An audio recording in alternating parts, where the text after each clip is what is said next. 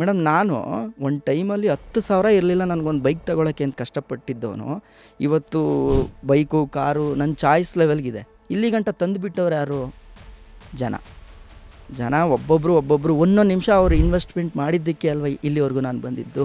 ಹೌದ್ರಿ, 5 ಕೋಟಿ Indian youths ಇವತ್ತು ದೇ ಯೂಸಿಂಗ್ ಬೆಟ್ಟಿಂಗ್ ಆ್ಯಪ್ಸು. ಎಷ್ಟೊಂದು ಜನ ಲೈಫ್ ಸೇವಿಂಗ್ ಕಳ್ಕೊಂಡಿದ್ದಾರೆ. ಕಾಲೇಜಲ್ಲಿ ಇರ್ತಾವಲ್ಲ ಮಕ್ಕಳು, ನಾನು ಕಾಲೇಜ್ ಟೈಮಲ್ಲಿ ಇದ್ದಾಗಲೂ ಅದೇ ಥಿಂಕಿಂಗಲ್ಲೇ ಇದ್ದೆ. ಶಾರ್ಟ್ಕಟ್ ಹುಡುಕ್ತೀವಿ, ಏನಾದರೂ ಮಾಡಿ ಒಂದು ಚಾನ್ಸ್ ತಾನೇ ಎತ್ಬಿಡೋಣ ಅಂತ.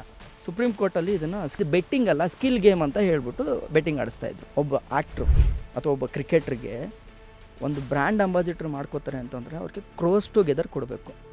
ಅಷ್ಟು ಕೊಡೋಕ್ಕೆ ಇವ್ರಿಗೆ ದುಡ್ಡು ಎಷ್ಟಿದೆ? ಬೇರೆ ಸರ್ಕಾರಗಳೆಲ್ಲ ಇದು ಬ್ಯಾನ್ ಮಾಡಿದೆ, ನಮ್ಮ ಕರ್ನಾಟಕದಲ್ಲೂ ಯಾಕೆ ಆಗಬಾರ್ದು ಅನ್ನೋ ಥರ ಏನು ಮಾಡಿದೆ, ಒಂದು ಅವೇರ್ನೆಸ್ಸು. ಬಟ್ ಇದನ್ನು ಎಷ್ಟೋ ಜನ ನೀವು ಮಾಡೋದಕ್ಕೆ ಇಷ್ಟ ಆಯಿತು, ನಾನು ಮಾಡೋದಕ್ಕಲ್ಲ, ನಂತರ ಎಷ್ಟೋ ಜನ ಮಾಡಿರೋರಿದ್ದಾರೆ, ಅವರೆಲ್ಲರೂ ಮಾಡಿದ್ದಕ್ಕಾಯಿತು, ನಾನು ಅದರಲ್ಲೊಂದು ಪಾಲು ಅಷ್ಟೇ. ಸರ್ಕಾರ ಒಂದು ಹೊಸ ಕಾನೂನು ತರುತ್ತೆ, ಆನ್ಲೈನ್ ಗೇಮಿಂಗ್ ಬಿಲ್ 2025 ಅಂತ.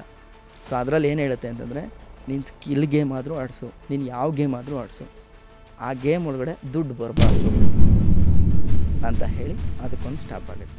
ಫುಲ್ ವಿಡಿಯೋನ ನೋಡಿ ಆನ್ ರ್ಯಾಪಿಡ್ ರಾಶ್ಮೀಸ್ ಯೂಟ್ಯೂಬ್ ಚಾನಲ್.